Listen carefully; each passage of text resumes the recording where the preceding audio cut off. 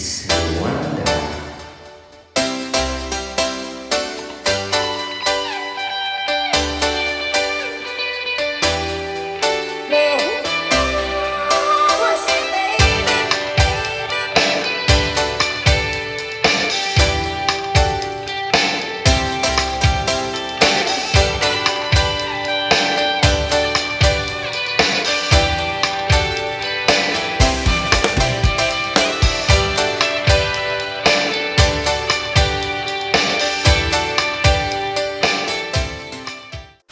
Rwanda has been one of the most beautiful countries in Africa where a lot of people from Africa and all parts of the world visit. This is not just because the government has started to kickstart a Visit Rwanda campaign and signing a multi-million-dollar deal with Arsenal Football Club, whereby you see the Arsenal jersey has a Visit Rwanda tag on it.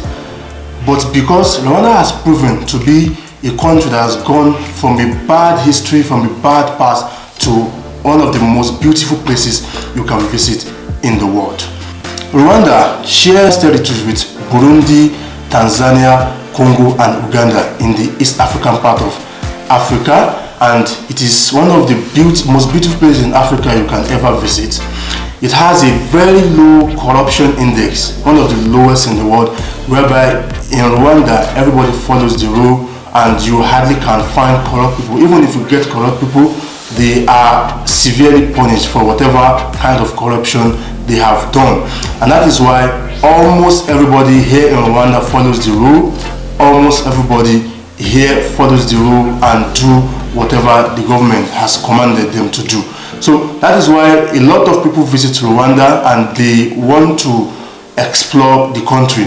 And in this video, I am going to share with you how beautiful Rwanda is, the things you can do in Rwanda, how to get to Rwanda, and some of the major development that Rwanda has been doing over the years. And before I go into that, I'll let you know that Rwanda is one of the most neatest cities in the world, probably the neatest in Africa, because when you go on the road in Rwanda, you hardly can find any dirt on the road. Everywhere is neat. Every citizen makes sure the country is neat and they contribute their quota to the neatness of the country. It is very safe, one of the safest countries in the world for solo travelers, and everybody here is law abiding. So that is one of the beautiful things you have to know about Rwanda before you visit, and this is actually what inspired me to visit Rwanda. And now that I have visited Rwanda, I'm trying to share with you the Rwanda story and what you can find interesting about Rwanda, so that you will also want to visit and see what is happening here in Rwanda.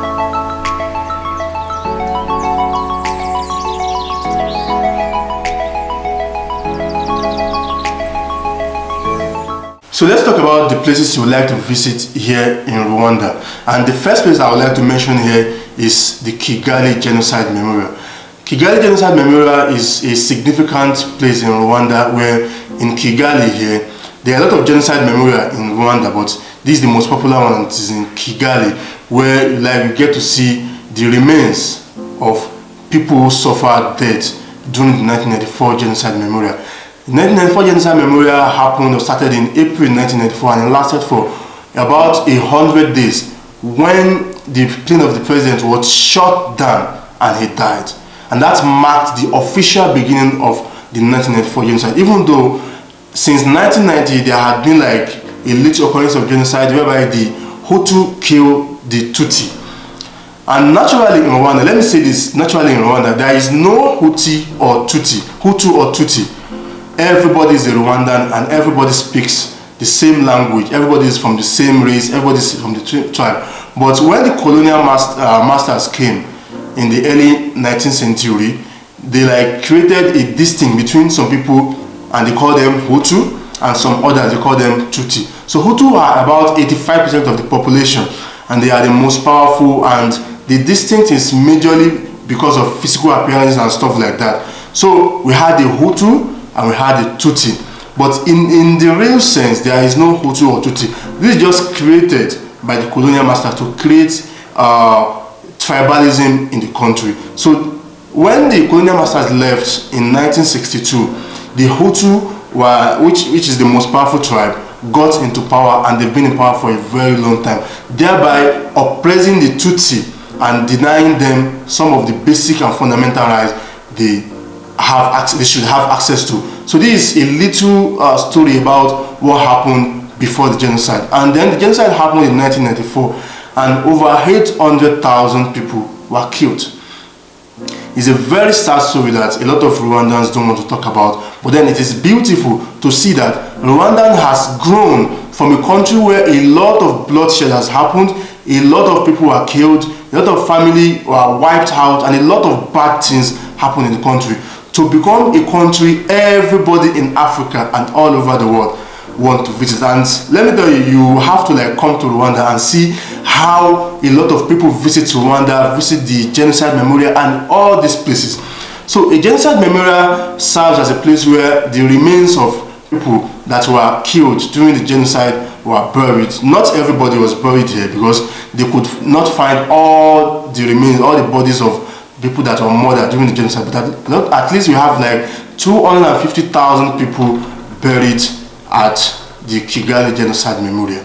And 28 years after, we still go to the Genocide Memorial to study the history of the genocide, to see things that has happened in Africa and learn from the story, and because that is the most important thing.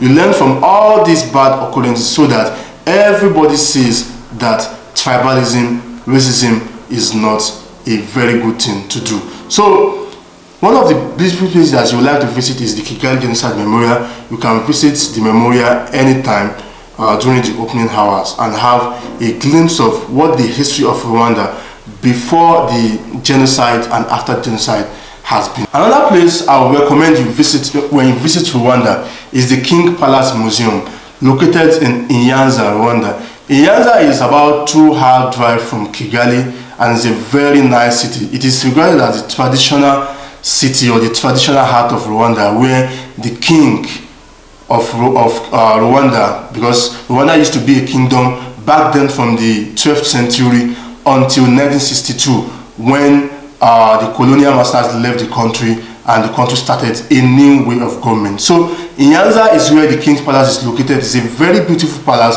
where we have the old structure of the palace, and if you see the Kigali Convention Center, the structure of the Kigali Convention Center is the same structure of the palace of the king at the King Palace in Nyanza. You can visit the King Palace and see the beautiful story of the king and the queen back then. You can see the hut there. I visited the place with my friend and it was a very beautiful moment. You can see the hut and you can see the big cows in the King Palace that has a very significant role in the history of Rwanda. So these are the beautiful things you can see at the King Palace. And also you can see this woman grinding with the stone. This is the traditional stone that was used back then to grind stuff that is made, that is used to make alcohol to serve the king during his reign. So these are the beautiful things, the stories that you can try to learn about Rwanda, because it signifies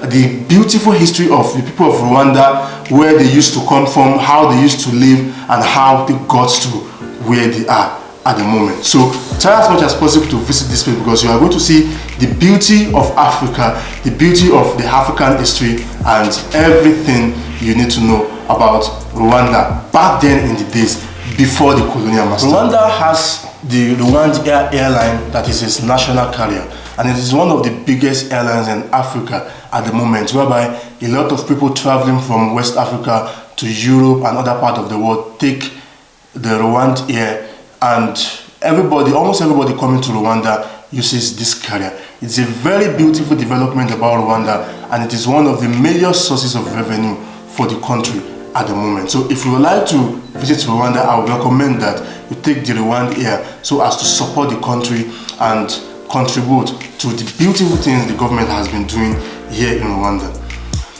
The visa application for Nigerians, basically, because Nigeria is where I come from, Nigerians can easily visit Rwanda and without a visa, and whenever they arrive at the airport here in Kigali, they get a 30-day tourist visa.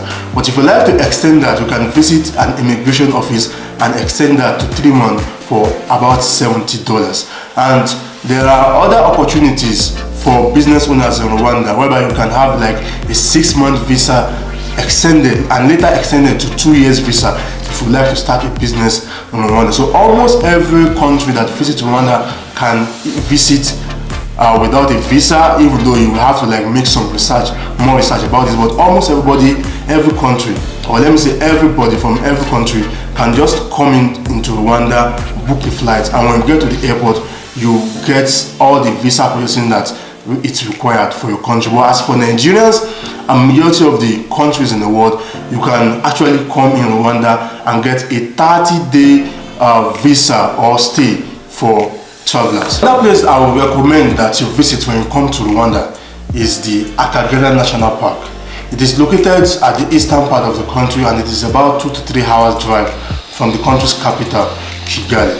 It is a safari where you get to see a lot of ancient animals, some wild animals like buffaloes, you get to see lions, you get to see different kind of animals, and it only costs about $80 to like the visitation fee is about $80. So it's a very beautiful place. You are a fan of safaris, fan of seeing animals, it is a place you would like to visit and enjoy. So let's talk transportation in Rwanda, because Rwanda is a land of 1,000 hills, or the land on 1,000 hills, where the streets are narrow, the roads are very narrow, and you always have a lot of climbings and descendings to do.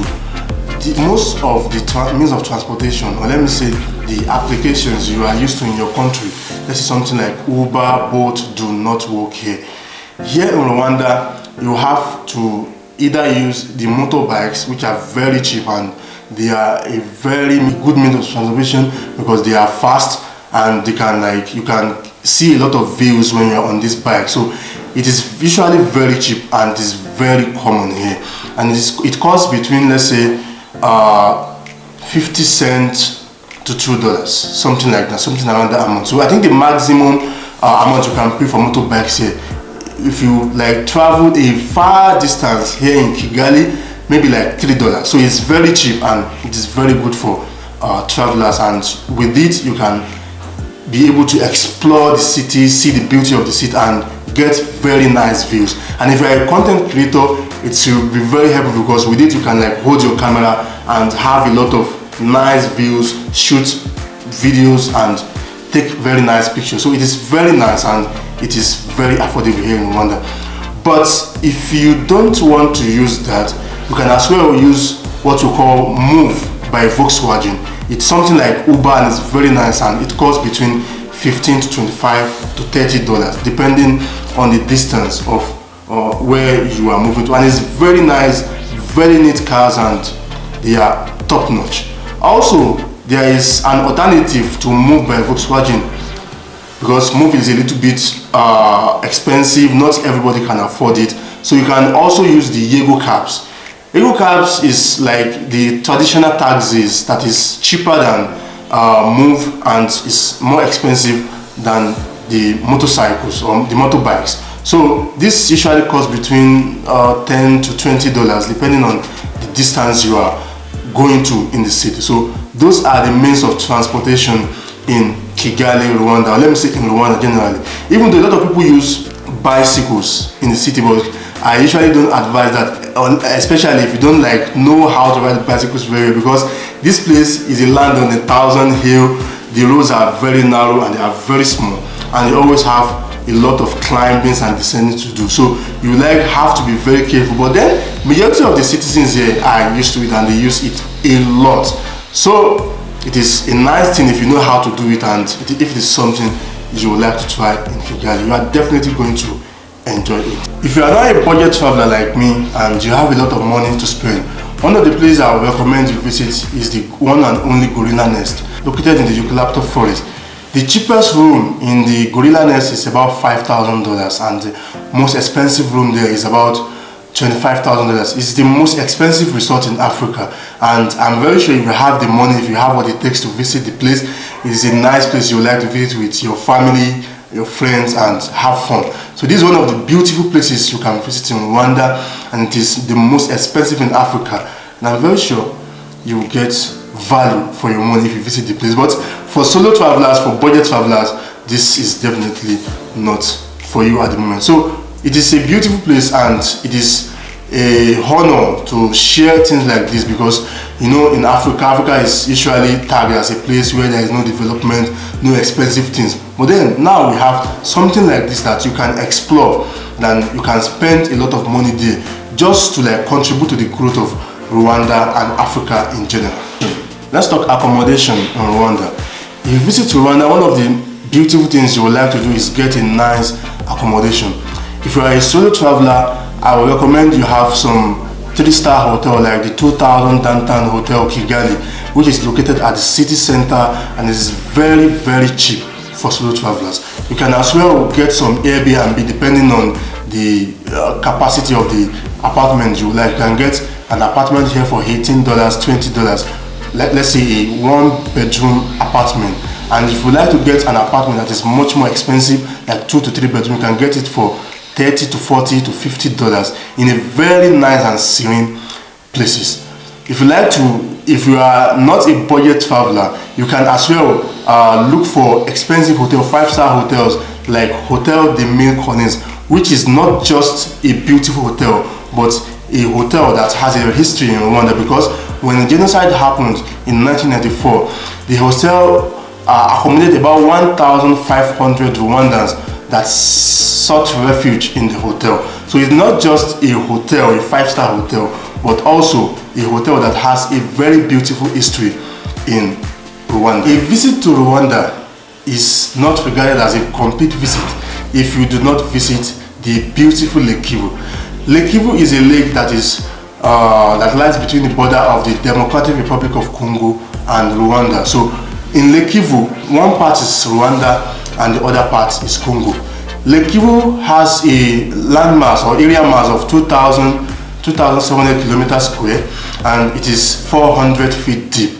Lake Kivu has a lot of beautiful resorts and a lot of beautiful hotels on the lake.